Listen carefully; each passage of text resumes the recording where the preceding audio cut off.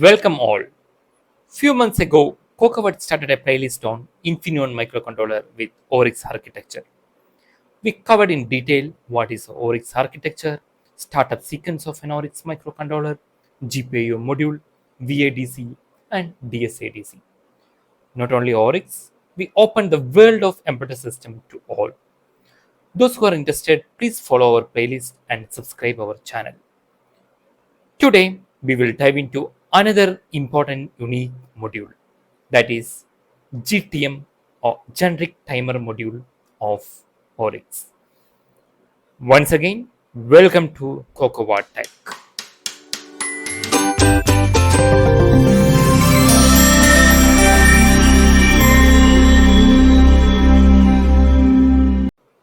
GTM is implemented in AURIX based on GTM IP specification released by Bosch. Why the name generic timer?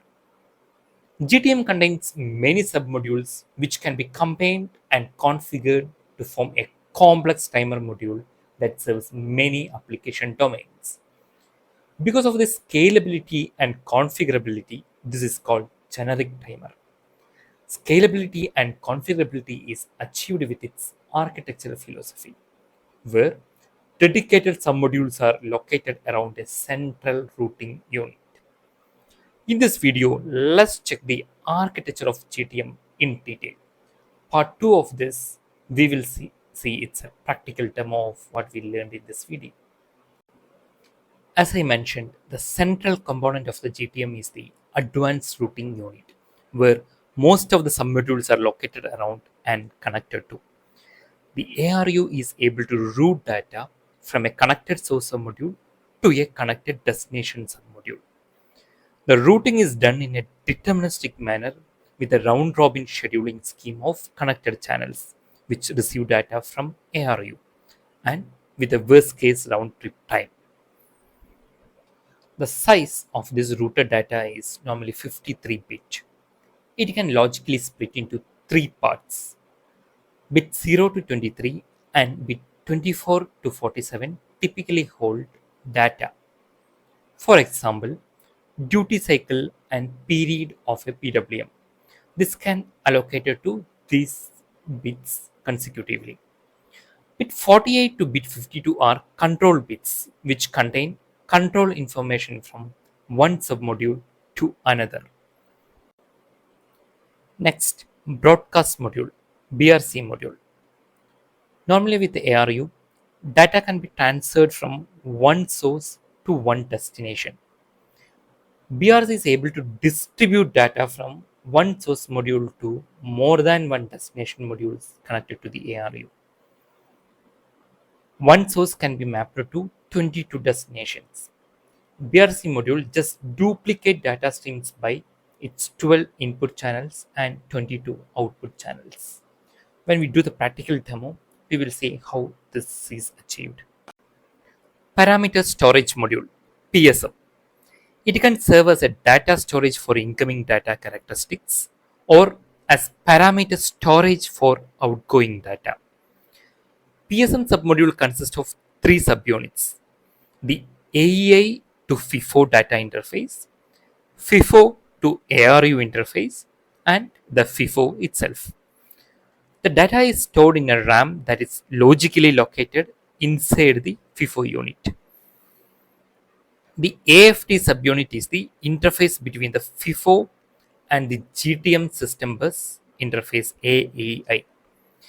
A is a generic bus interface that can be widely adapted to different SoC bus systems. Next, F2A subunit. This is the interface between FIFO subunit and the ARU. The ARU forms together with the BRC and PSM module the infrastructural part of the GTM. Next one is GTM's input module, that is TIM. Signals are transferred into the GTM at the timer input module. These modules are able to filter the input signals and annotate additional information. Let us see the internal architecture of TIM.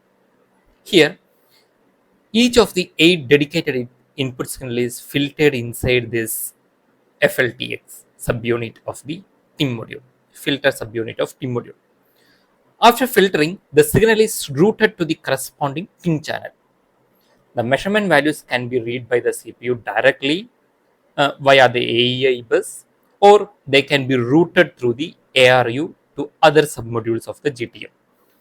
The internal operation registers of the T modules are 24 bits wide. This is TDU. Timeout detection of incoming signal is possible here with this unit. Now let's move on to clock management unit. Clock management unit serves up to 13 different clocks for the GTM and up to 3 external clock pins. GTM ECLK external clock. It acts as a clock divider for the system clock. This is the block diagram. The configurable clock generation CFGU unit provides 8 dedicated clock sources for these submodules, that is TIM, Atom, TBU, and monitor.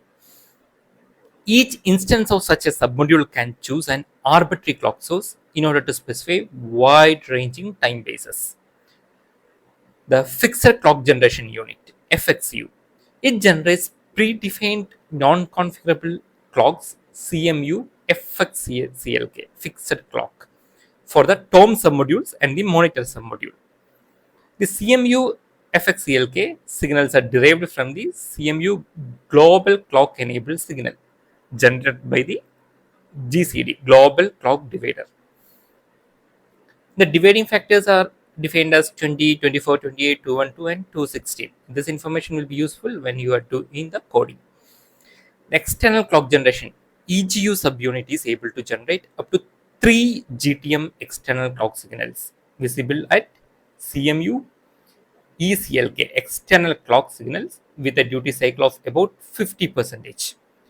The clock source signals CMU CLK and CMU FXCLK fixed clock are implemented in form of enabled signals for the corresponding registers, which means that the actual clock signals of all registers always use a system clock signal.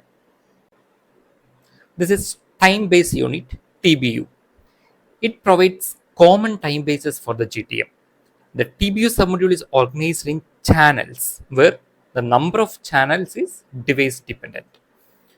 There are at most 3 channels implemented inside the TBU. The TBU channel 0 time-based register TBU channel 0 base is 27 bits. In this 27 bits, it is configurable that whether the lower 24 bit or upper 24 bit are provided to the GTM as time-based signal. We know that most of the registers in GTM is 24 bit wide. There is an exception in case of TOM channel, we will see that. The 2 TBU channels 1 and 2 have a time-based register TBU channel base of 24 bit length. The time-based register value TBU TS and the time-based register update event TBU up are provided to subsequent submodules of the GTM. If you consider GTM as a black box, we already saw that TIM sits on its input side. Similarly, TOM and Atom module ARU connected TOM sits on its output side. TOM, timer output module. We will see this first. It offers 16 independent channels to generate simple PWM signals at each output pin. There is a block diagram. Here, 2 submodules TGC0 and TGC1. These are global channel control units. It controls enabling and disabling of the channels and their outputs. This will also update of their period and duty cycle register. Each individual TOM channel comprises a counter compare unit 0, a counter compare unit 1, and signal output generation unit. If you see the block diagram in detail, CCU0 contains a counter CN0, which is clocked with one of the selected input frequencies. We saw that this fixed clock frequencies are generated by CMU unit. Depending on configuration bits RST CCU0 of TOM channel control, the counter can be reset 2 ways.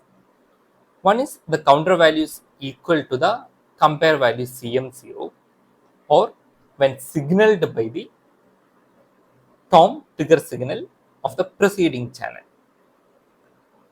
Now, when the counter register CN0 is greater or equal than the register CM0, the subunit CCU0 triggers the SOU subunit and the succeeding tom submodule channel. In the subunit CCU1, the counter register CN0 is compared with another register CM1. If CN0 is greater or equal than CM1, the subunit CCU1 triggers the SOU subunit and the trigger signal CCU1. Now, Atom, ARU connected timer output module. It is able to generate complex output signals without CPU interaction due to its connectivity to the ARU. It is important to note that without CPU interaction. Typically, output signal characters are provided over the ARU connection through submodules connected to ARU, like MCS, DPLL, or PSM. Each Atom submodule contains 8 output channels which can operate independently from each other in several configurable operation modes. This is the architecture of Atom channel. This is almost similar to the Tom channel. For all Tom channels, the bit width is 24 in size. The operation registers CN0, CM0, and CM1. The shadow registers SR0 and SR1 all are 24 bit in length. The comparators inside CCU0 and CCU1 provide selectable signed comparison to compare against the GTM time bases TBU TS0 and TBU TS1. If there is a third time base, TBU TS2 is implemented in the GTM. This time base also can be selected inside the Atom channel. The signed output unit SOU generates the output signal for each Atom channel. This output signal level depends on the Atom channel mode which is selected via registers. The Atom channels have an ARU communication interface ACI subunit. This subunit is responsible for data exchange from and to the ARU. This is done with the two implemented registers SR0 and SR1 and the ACBA and ACBO bit fields that are part of Atom channel status registers. SP sensor pattern evaluation. Tom submodule also can integrate functions to drive one BLDC engine. This BLDC support is established together with the TIM and sensor pattern evaluation SPE submodule. Next, MCS. Together with the MCS multi-channel sequencer, the Atom is able to generate an arbitrary predefined output sequence at the GTM output pins. The output sequence is defined by instructions located in RAM connected to the MCS submodule. If you say simply, MCS can store instructions and by executing this instruction, we can generate some output sequences. The instructions define the points where an output signal should change or to react on other signal inputs. The output points can be 1 or 2 timestamps that is provided by the TBU. Also, since the MCS is able to read data from the ARU, it is also able to operate on incoming data routed from the TIM. Additionally, the MCS can process data that is located in its connected RAMs. The MCS RAM is located logically inside the MCS, while the silicon vendor has to implement its own RAM technology here. MCS can be considered as a generic data processing module. When we see the advantage of GTM, it can offload CPU for timer operations. MCS plays a vital role here. This module mainly embeds a single data path with 5 pipeline stages, consisting of a 24-bit arithmetic logic unit, several decoders, and connection to RAM pages located outside of the MCS submodule also. Now, the other two modules, compare module and monitor module. These implement safety related features for GTM. CMP compares two output channels of an atom or tom and sends the result to the monitor submodule where the error is signaled to the CPU. CPU can take actions accordingly. The monitor module is able to monitor the ARU and CMU activities also. In the described implementation, the submodules of the GTM have a huge amount of different interrupt sources. These interrupt sources are grouped and concentrated by the another submodule, interrupt concentrator module ICM, to form a much easier management of these interrupts that are visible outside GTM. In this video, we saw the internal architecture of GTM in detail. We saw various modules. Now, next video, we will see the practical demo of what we learned today in this video. If you like this video, please don't forget to subscribe this channel. See you later.